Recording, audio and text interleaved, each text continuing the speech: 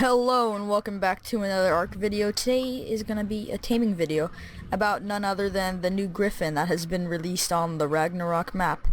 Today I have some assistance with my partner, Little Panda. Say hello. Yee. For the Griffins, you will need a fast flyer because they are one of the fast... Go on. For the Griffins, you're going to need a fast flyer because the Griffins are one of the fastest flyers in the map of Ragnarok right now. So I decided that I'm going to use a pterodon because they're faster than RGs and they can get out of there. And I suggest you use a pterodon that has at least 500 stamina so it can get lured out of there. But the method that we are using currently to tame the Griffins is a cage.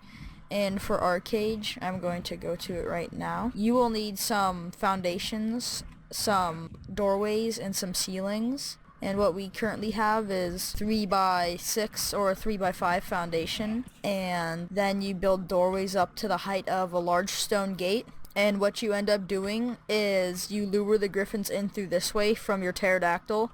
And then Panda Man, he closes the gate, and then I will walk out and fly out with my pterodon safe and sound. Then we shoot them up, right? Yeah. So the first stage of taming them is, of course, building the cage, and then you need to find your Griffin, but the most importantly is knocking them out. And a Griffin, I will probably show the picture up now. This is from the official ARC wiki of how much trank arrows it will take. But usually higher levels will take up to 100 trank arrows, so just have 100 ready. And you should have some narcotics ready, but the Ragnarok map, since it has so many sheep on it, you won't need as much narcotics because they'll tame way faster with the mutton. I think the first thing first is to get the sheep mutton. That will attract them in. Okay, so as of where Griffins can be found, this is where I found most of my Griffins. Right here, this is a small level 15, so it'll be easier to tame for the video. We already have 2. This is where we found all 2 of them.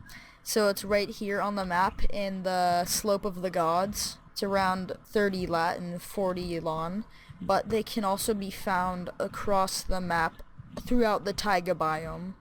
And the best place that I've found so far near the taiga biome is for the obelisk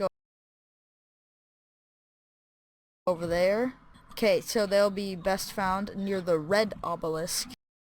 So as of where the best place to find them is over there near that obelisk that's somewhat in between the snow and the redwoods. You can find I found up to 4 Griffins over there. So that's probably one of the best places where you can find them. So you should probably build a trap over there to tame them because it'll be hard to lure them back to your base. But I built a trap at my base because the Griffins are nearby. When it does come to trapping the Griffins, the best thing to do is to aggro them onto you, because these guys really don't want to follow you.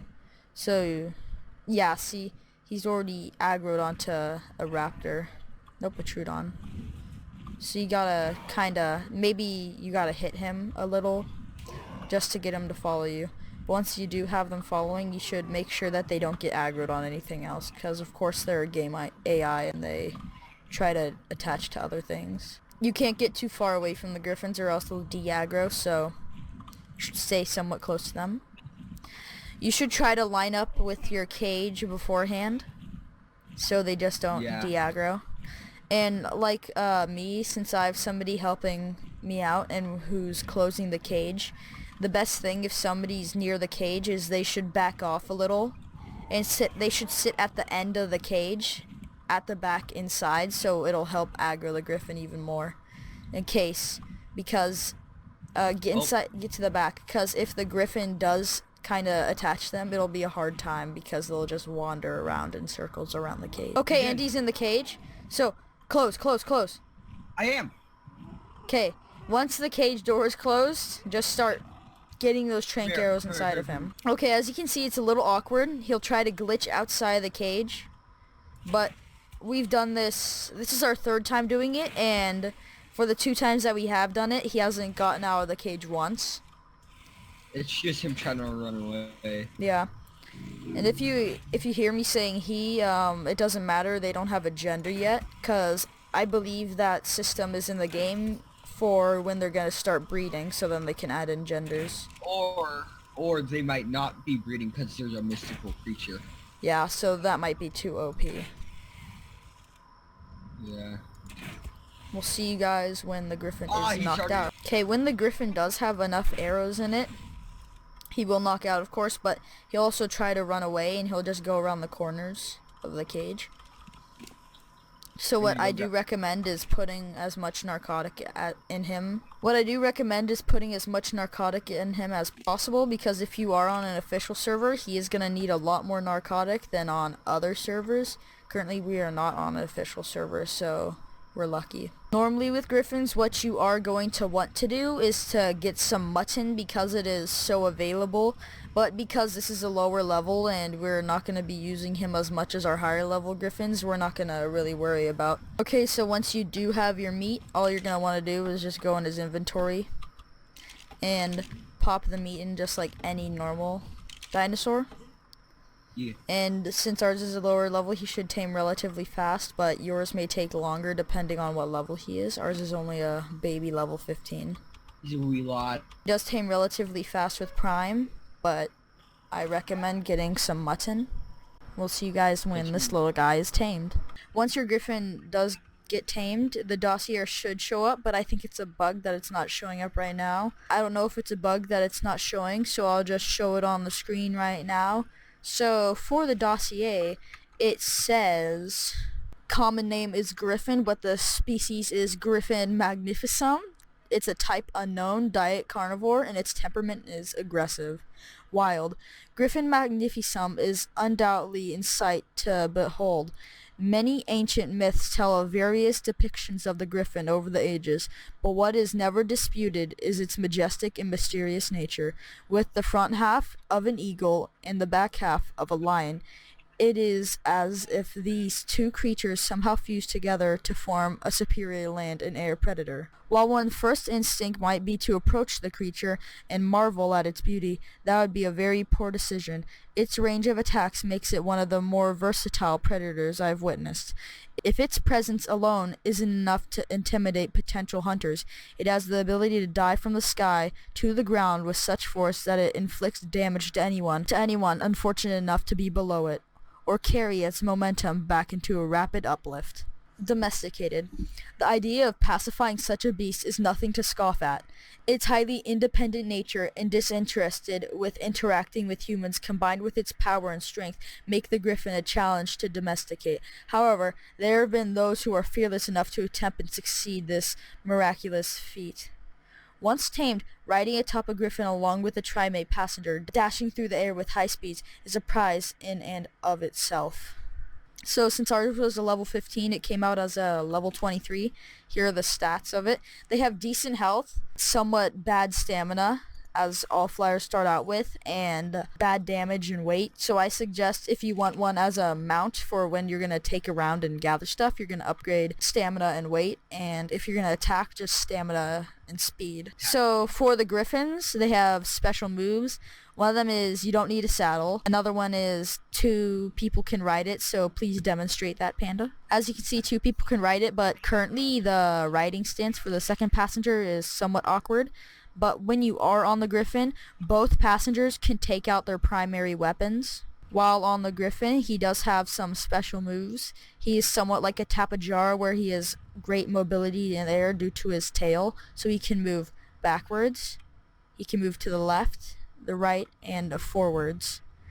But what is special about the Griffin is he has high speed, so if you were to go up high in the air and you were to dive down, he can get up to high speeds and glide across the surrounding area. It does about 155 damage once you hit the ground, and that is a area affected. So it's a kind of a medium radius, but it's better for attack. Yeah, as it said in the Dossier, he can smash on the ground.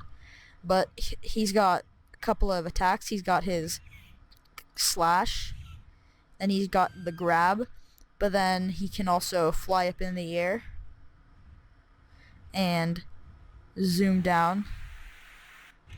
And he'll do that smash on the ground. Since this is a higher level guy, he can do a lot more damage.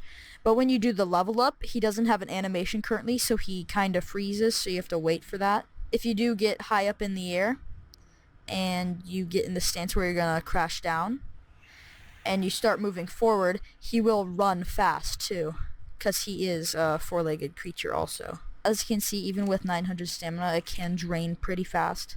On the ground, he does have some more attacks. He has the bite, and then he doesn't have anything for C or right click, but he can run.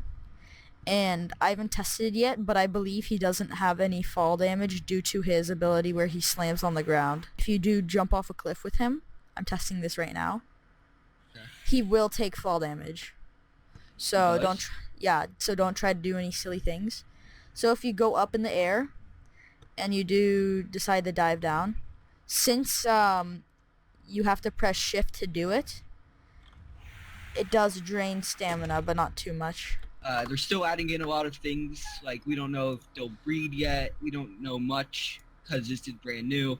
Hopefully the new update will come out where it'll give us more information. Currently they do not have gender, so there might be breeding in the future, but another interesting thing is if you are flying over the water, he will create little ripples, which is kind of pleasing to the eyes. So I must add, with the claw attack, the right click, you can pick up things around the size of a human that are smaller than a parasaur. So stuff like raptors you can't pick up, stuff like the Megapithecus can't be picking up, but surprisingly you can pick up the Megalania, but you can't pick up Apache. Megalania is around the size of a raptor, so that may get patched, and it may be a glitch, but we'll have to wait and see. Something that might throw you off about him is he does have oxygen, and you may think because he has oxygen and he has the 4 legs that he'll be able to go under the water, but as with any other flyer, if you try to go inside the water with him, he'll kick you off, but with him, since he's a little glitchy, he'll fly up high into the air, so you'll have to whistle him back down. So that's not a very smart thing to do inside combat. So apparently, you know, the little dive attack that he does, that's when the air comes in. The air will in fact be drained, and it will slow him down after a while if you do it too much. That's what I hear anyway. What this means is they want it to become more realistic. That's an effect that happens when you're going down quickly in pressure. With all that being said and done, I hope you did enjoy the video, and if you did, don't forget to leave a like and comment if you want more videos like this.